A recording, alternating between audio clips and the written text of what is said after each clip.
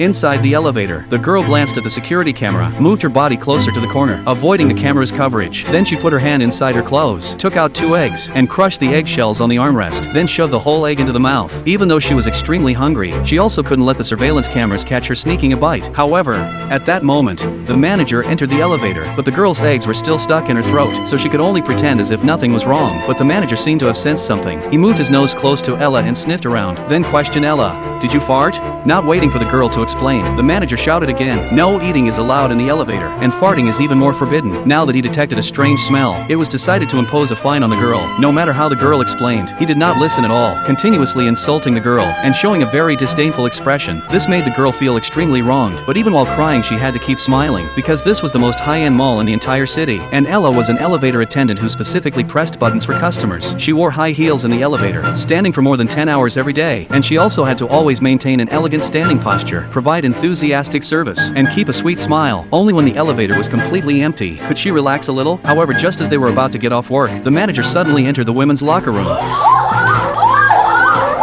He relied on his position, then under the excuse of holding a meeting, picked apart the girls' work performance in every way, and using the excuse of helping them correct their etiquette posture, began to harass the girls. Although the girls were all very disgusted with him, but in order to keep this high-paying job, they could only silently endure it. But Ella was unwilling to endure it. She often helped her coworkers stand up to him. This was also the reason Ella was always picked on by him. However, what no one expected was, he would also select obedient girls after work to accompany company clients to sing and dance. Although the girls were extremely unwilling, could only brace themselves and go along with it, they originally thought that this way they could keep their jobs, but didn't expect that one day the manager suddenly announced that the company decided to no longer keep the elevator attendant position. Management decided to carry out layoffs in batches, so they needed them to voluntarily apply for resignation. But for girls without an education, this was like a bolt from the blue. The manager asked them to write down a list of coworkers they hoped would be laid off. Ella felt that the company did not give advance notice, and suddenly carried out layoffs, and using this kind of method that damaged friendships was too unreasonable, so she directly tore up the list. But she didn't expect the manager raised his hand and slapped her, and this slap completely woke Ella up, and made her make a decision that would completely change her life. It turned out that just a few days earlier, the director of the largest beauty salon in the country found Ella. She said that Ella's body proportions very much met her requirements. She wanted to invite Ella to participate in a beauty pageant. She wanted to train Ella into a beauty pageant champion, but at that time Ella was still somewhat hesitant because she had a secret unknown to others. Want to know what happens next?